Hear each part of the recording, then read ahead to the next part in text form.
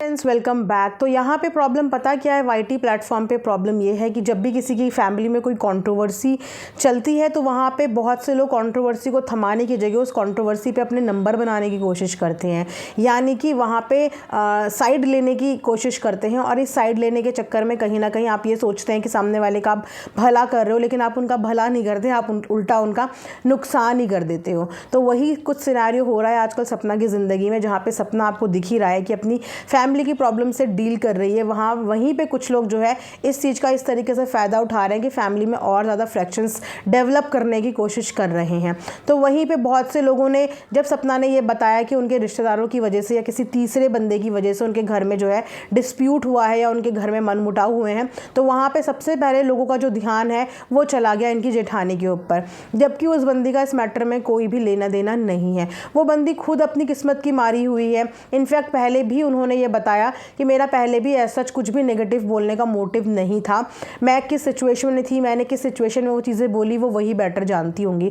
और इतने टाइम से आप देख रहे हो, बहुत टाइम हो गया अब तो, उन्होंने उनका जिक्र भी नहीं किया। आई डोंट रिमेंबर कि उनकी लास्ट वीडियो कब अपनी देवरानी से रिलेटेड होगी। उन्होंने वहीं पर ये चीज़ें एंड करते हुए बोला कि वो चाहे मुझे कुछ समझे या ना समझे, लेकिन वो मेरा परिवार है और मैं अब अपनी फैमिली के लिए कुछ नहीं बोलूँगी।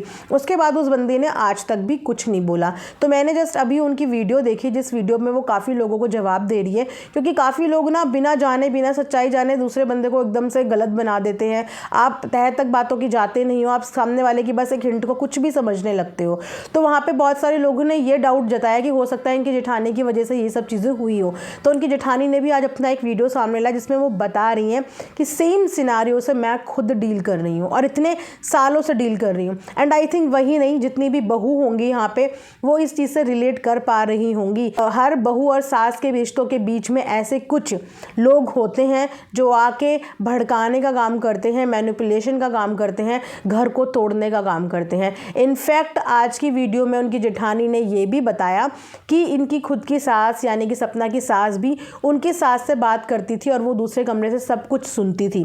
तो बड़े बुजुर्गों की ना ये पंचायत लगा के बात करने की देखो आदत होती है, जिन आदत को मुझे नहीं लग सकता कि हम लोग कभी भी छुड़वा सकते हैं, क्योंकि ये अब उनकी आदत बन चुकी है। और जो इतने सालों की आदत हो, आप एक्सपेक्ट नहीं कर सकते कि वो आदत 2 दिन में चेंज हो जाए। जहाँ पे 4 बड़े बुजुर्ग साथ बैठेंगे, वहाँ पे अगर बहू का टॉपिक आएगा तो बहुत हार्डली कोई सास होती है जो अपनी बहू की तारीफ करती है, भले ही बहू अपनी कुछ भी कर दे उनके लिए, मतलब अपना सर तक काट के अगर रख देना उनके चरणों में, तब भी ये सास, कुछ सासें, सारी नहीं, कुछ सासें यही कहेंगे कि भैया ठीक से कटा नहीं था, मज़ा नहीं आया। तो ऐसा होता है। बट इन सारी सिचुएशन का शिकार होती हैं घर की बहुएं, जिनकी वाकई में कोई गलती नहीं होती। एक दूसरे घर से आई हुई लड़की, एक दूसरे माहौल से आई हुई लड़की क्या एक्सपेक्टेशन लेके एक फैमिली में आती है और किस तरीके से उस फैमिली के हर रिश्ते को निभाने की कोशिश करती है, उस फैमिली के हर एक मेंबर को समझने की कोशिश करती है।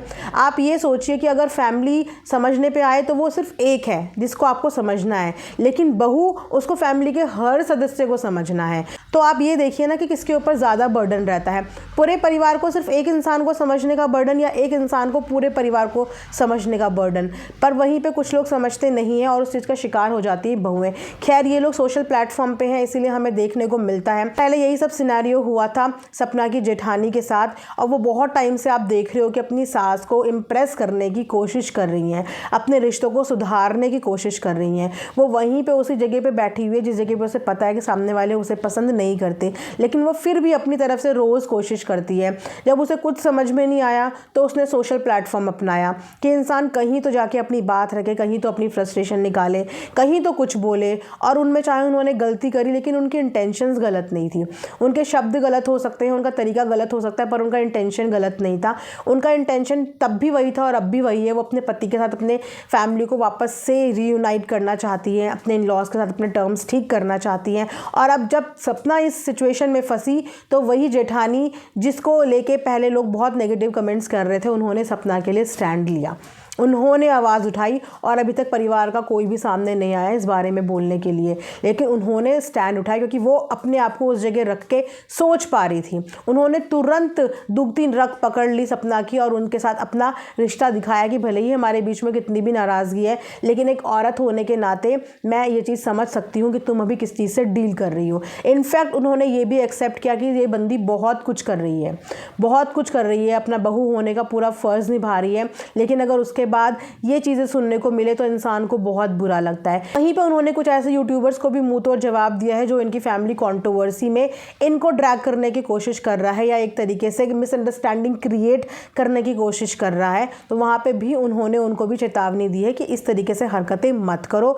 बहुत मुश्किल से इनका फैमिली मैटर जो है वो शांत हुआ था। आप जानते ही हैं कि बीते दिनों कितना कुछ हुआ, इतनी हलचल हुई कि बीइंग अ रिएक्शन चैनल मैंने कभी भी इन दोनों के लिए उस समय पे कोई भी वीडियो नहीं बनाई, बिकॉज मैं जानती थी कि दोनों ही अपनी अपनी प्रॉब्लम से डील कर रही हैं और अगर मैं एक को सही बोलती हूँ तो मैं दूसरे को कभी गलत नहीं बोल पाऊंगी और अगर दूसरे को गलत बोलती हूँ तो उसको सही नहीं बोल पाऊंगी। दोनों की जब मैंने साइड सुनी थी उस समय तो मुझे दोनों ही अपनी अपनी जगह बिल्कुल ठीक लगती थी और समय की मार होती है। देखो वो वक्त निकल गया और आज दोनों कुछ नहीं एक दूसरे को बोलती हैं। इनफैक्ट आज उन्होंने सपोर्ट दिखाया है। जेठानी उम्र से भी बड़ी नहीं होती, दिल भी उन्होंने अपना बड़ा दिखाया है और उन्होंने दिल से उन सब लोगों को डांटा भी है जो इस तरीके की कंट्रोवर्सी में मिसअंडरस्टैंडिंग क्रिएट करना चाह रहे हैं। साथ में वार्न भी किया है कि मेरी फैमिली के लिए कोई कंट्रोवर्सी क्रिएट करने की कोशिश मत करना और साथ ही साथ सपना को सपोर्ट भी दिखाया है और समझाने की कोशिश भी करी है कि अपने लिए आवाज़ उठाओ। मैंने भी अपनी लास्ट वीडियो में यही बोला था कि जब जब किसी लड़की की फैमिली पे बात आ जाए, आपके एफर्ट्स पे बात आ जाए कि आप अपने परिवार को जोड़ने की कोशिश कर रहे हो और आपको पता चल रहा है या आपको थोड़ी भी इंट्यूशन आ रही है कि सामने वाला आपका घर तोड़ने की कोशिश कर रहा है, तो उस समय भूल जाओ कि आप घर की बहू हो। उस समय आप बन जाओ कि आप घर का बेटा हो।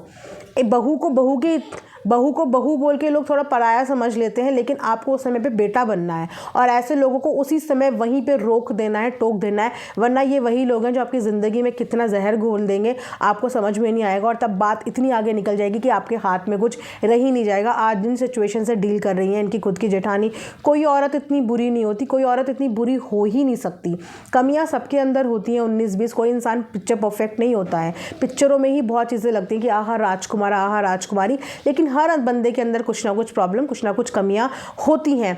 ज़रूरी नहीं होता लेकिन सामने वाले की पूरी गलती हो, पर अगर वो बंदी सामने से हाथ बढ़ा रही है, बार बार रिश्ता सुधारने की बात कर रही है, कितना गिड़गिड़ाई है, कितना रोई है सिर्फ अपने पति की अटेंशन पाने के लिए, तो वहाँ पे मैं यही बोलूँगी कि यार छोटी मोटी गलतियाँ रिश्तों में हो जाती हैं। अगर आप संभाल सकते हो तो प्लीज़ अपने अपने रिश्ते संभाल लो और ऐसे टॉक्सिक लोगों को अपनी ज़िंदगी में ना कभी घुसने दो, ना कभी आने दो जो आप लोगों की ज़िंदगी ख़राब कर सकते हैं, आप लोगों के अपने रिश्ते खराब कर सकते हैं। शायद ये बात आपके सास ससुर को समझ में नहीं आएगी क्योंकि वो लोगों को शुरू से ही पंचायत करने की आदत होती है और उन्हें अपनों से ज़्यादा विश्वास समटाइम्स बाहर वालों पे हो जाता है, लेकिन आपको उनको उस गलतफहमी से बाहर भी निकालना है। अप फ्रंट होकर अपनी बात उनको कहनी है बिना हेजिटेशन के। आज नहीं तो कल उनको ये बात समझ में आएगी कि जब जब परिवार पे मुसीबत आती है तब तब परिवार के अपने खुद के रिश्ते ही काम आते हैं, कोई बाहर वाला काम नहीं आता। बाहर वाले को आने में फिर भी टाइम लग जाएगा, लेकिन घर में जो प्रेजेंट है वो सबसे पहले आपका सहारा बनेगा। तो प्लीज़ अपने अपने रिश्तों को संभाल के रखो, अपने घर की बहू बेटियों की इज्जत करो और बहू बेटियां अपने सास ससुर की इज्जत करें। ये रिश्ते देखो ऊपर वाले ने बनाए हुए हैं और इन रिश्तों को निभाना कहीं ना कहीं हमारी जिम्मेदारी है। अगर भगवान ने हमें इन रिश्तों से नवाजा है और हमारे ऊपर बड़े बुजुर्गों का सहारा है और बड़े बुजुर्गों के पास हंसता खेलता बहू बच्चों वाला परिवार है, तो दोनों को मिलजुल कर एक दूसरे को समझने की बहुत ज़्यादा ज़रूरत है। अब तो हमारे पास सोशल प्लेटफॉर्म है कि यहाँ पे हम अपनी आवाज़ रख सकते हैं, अपनी आवाज़ से समझाने की कोशिश कर सकते हैं, इन्फ्लुएंस करने की कोशिश कर सकते हैं। तो इस चीज़ का फ़ायदा उठाओ, ये बहुत अच्छा प्लेटफॉर्म है। इस प्लेटफॉर्म पे आप अच्छाई भी कर सकते हो, आप बुराई भी कर सकते हो, ये सिर्फ आपके ऊपर डिपेंड है कि आपको किस बात पे बोलना है। तो ये था मेरा अभी तक का वीडियो। आई होप आप लोगों को पसंद आया हो। लाइक शेयर एंड सब्सक्राइब ज़रूर करें। Thanks for watching earth mom Dehradun.